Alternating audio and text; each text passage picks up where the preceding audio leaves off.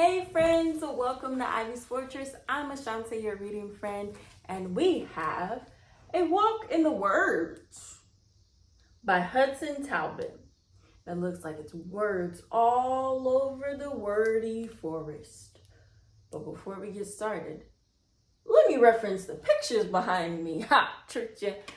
I painted these with my family on a Christmas Eve, I think, or sometime during the holidays and winter.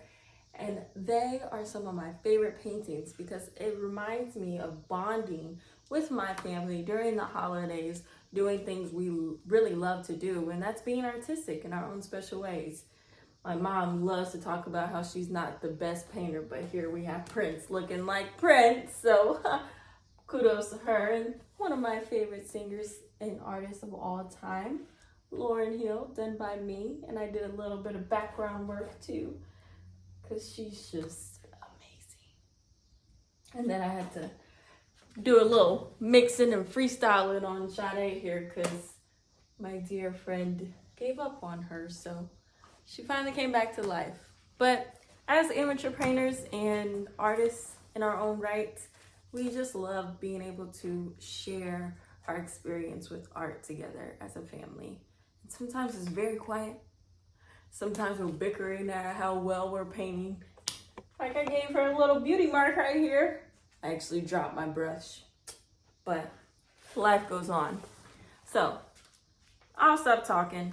I want to get to the book. So let's get our friends' fingers ready and sing our welcome song. All right. 1, 2, 3, go. Hey there, friends. Hey there, friends.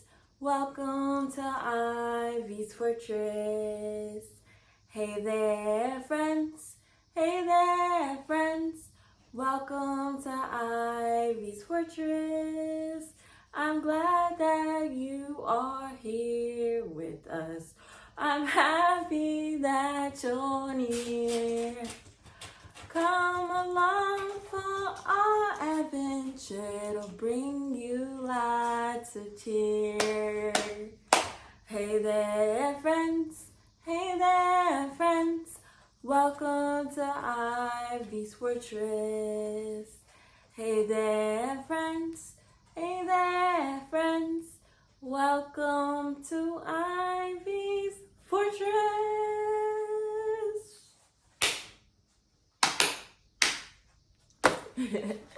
All right, let's get reading. Now, as you can tell on the back, there's a lot of different commentary from magazines and critical review posts and other authors that love this author. I want to say himself. I'm not sure if it's a him or her, but also they love this book. So let's get reading, because A Walk in the Words. Say what? Not everybody learns how to read easily at the same age. Hudson Talbott was one of those kids who found it difficult to read at first. He felt alone and lost in a world of words. Fortunately, his love of stories wouldn't let him give up. He wanted to know what happened next in books. So he gave himself permission to read at his own pace, using familiar words as stepping stones to guide him into a story. He also learned he wasn't alone. After all, lots of brilliant people were slow readers. Hudson's inspiring story vividly shows the challenges and the rewards of being a non-mainstream kind of learner. All right, Hudson, you already have my heart, because look, I am not a mainstream kind of learner. If I can paint, math, and draw, reading, and language arts, I would have been a stellar student. I was actually a pretty good student, but I love learning in the most non-traditional ways. And if you base it in art, you're speaking my language right there. So kudos to you for writing a book, even though you aren't the best learner in your own perspective. I'm pretty sure you're pretty great.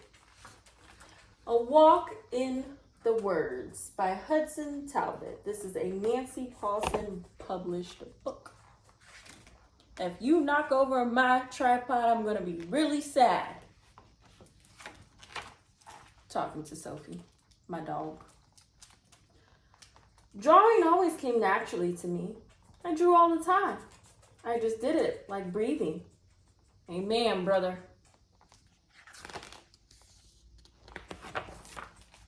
Every day, after playing with my friends, I'd come home and draw stories that I made up. It was like diving into my own world. I like words too, one at a time. When I was reading, I had to picture every single word.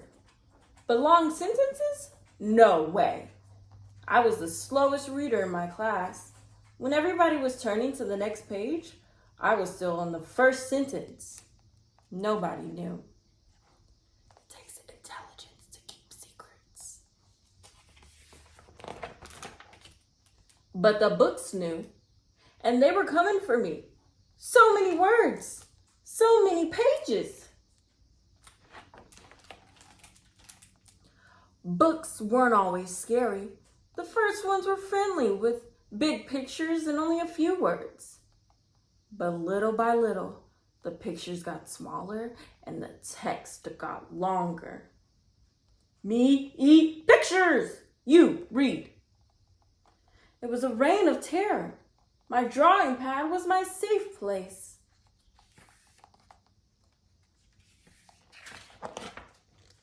A whole page of text looked like a wall, keeping me out. By now, everyone in my class was reading book after book, except me. What if they found out that I couldn't keep up?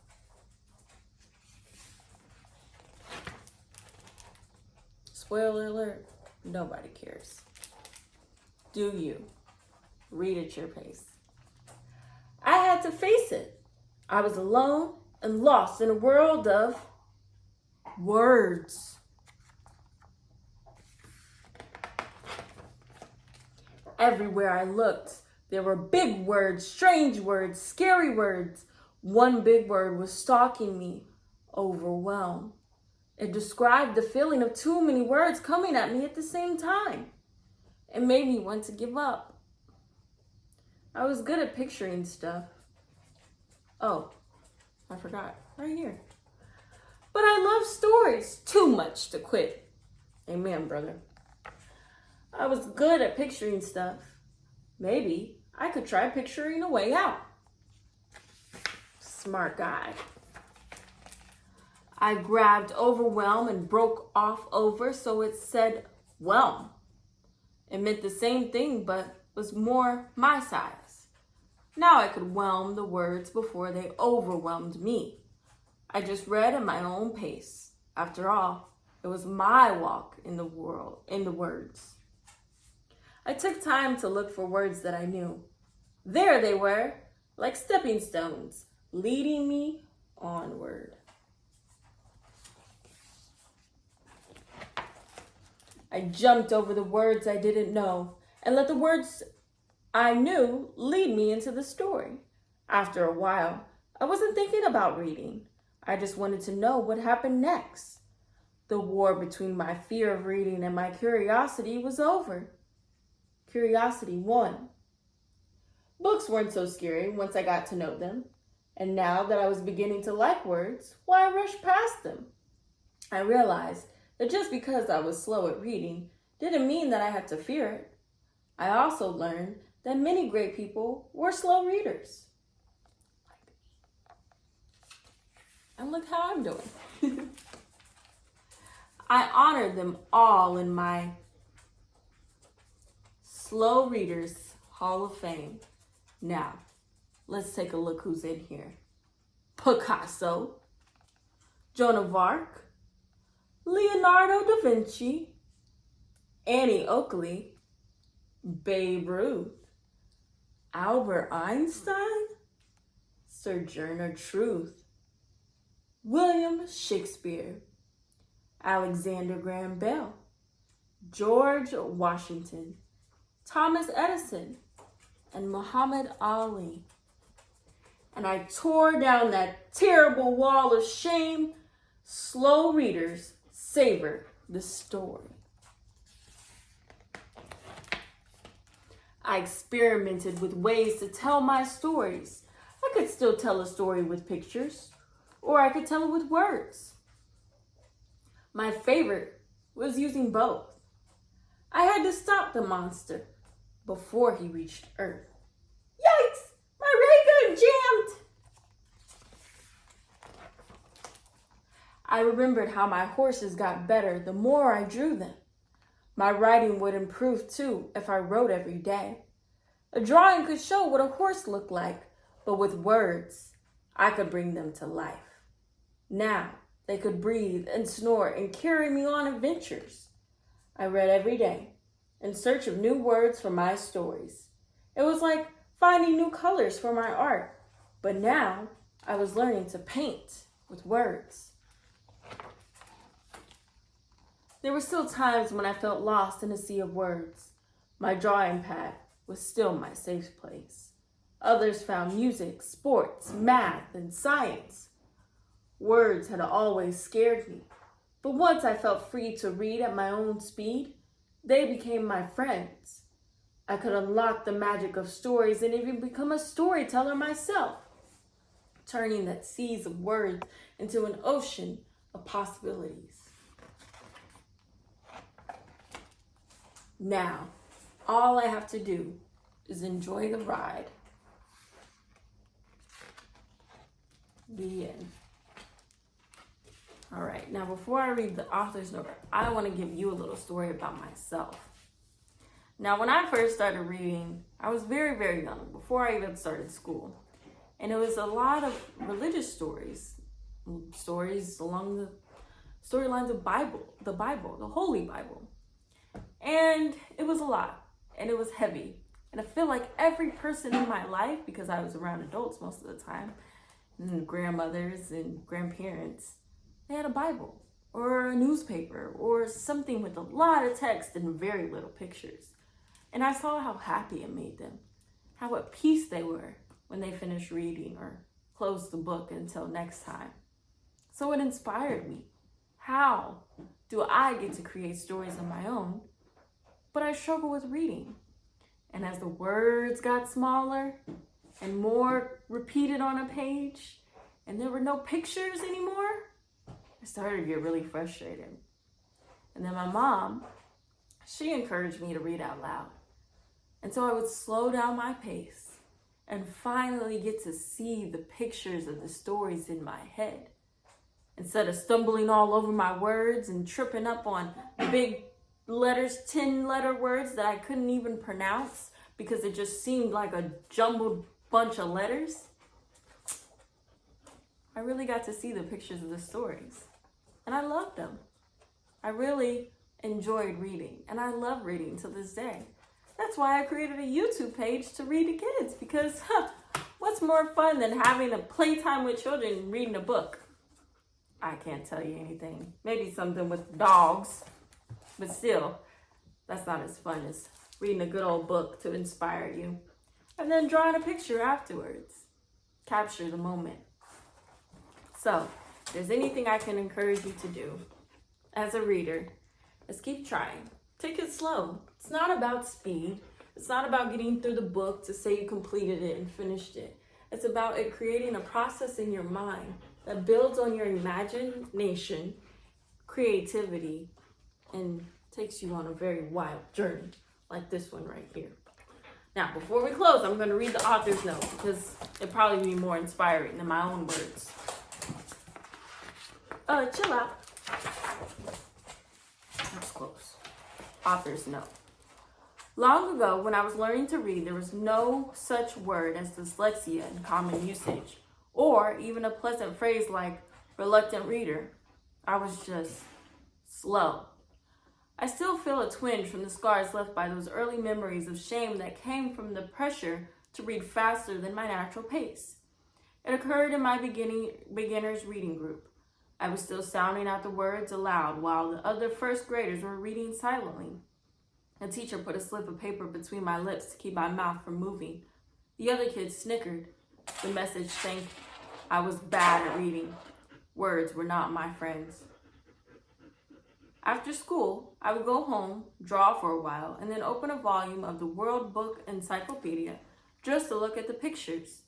Without the pressure to keep up with the other kids, I found myself reading enough of the text to understand what the pictures were illustrating. My curiosity was guiding me. The pictures were the catalyst, but the words told the stories. That was my ticket out. By stringing together the words I knew and reading them at my own pace, the universe of stories gradually opened for me. The less I thought about reading, the more I read. I had crossed the threshold. Fear no longer prevented me from finding my own way with words. I would go on to use them to express my point of view in writing, the way that paint and pencils did in my art. There was a lot to explore. Curiosity had won. I hope that my story will help to heal those who bear similar scars to mine and will empower young readers who are on their own journey to literacy. Amen, brother. Hudson Talbott also wrote and illustrated Picturing America, River of Dreams, From Wolf to Wolf, United Tweets of America, and It's All About Meow, and has illustrated numerous picture books, including Newbery Honor winner Showway by Jacqueline Woodson and Leonardo's Horse by Jean Fritz. My dog is losing her mind because she sees her shadow, so I'm sorry about that. An ALA Notable and Voya Honor book. He lives in Hudson Valley of New York and New York City. Wow, that is so heartfelt, so meaningful. Yeah, reading is not easy. It's not an easy task. And sometimes it feels like the most unnatural activity we could ever do or learn. But I will tell you, it is far more rewarding than we give it credit for. So, keep watching these videos. Stick around. Listen to readers. Grab a book and just look at the pictures. It'll come together. And then, someday, just like I have, you'll forget about the days where you read out loud and your classmates were making fun of you because you didn't read at their pace, or you never understood the stories until the words exited your mouth. Everybody learns different, and I hope you have some comfort in knowing how you learn is just the best way for you. Well, that's all I have, friends. I'll catch you next time for another Read Aloud. Bye!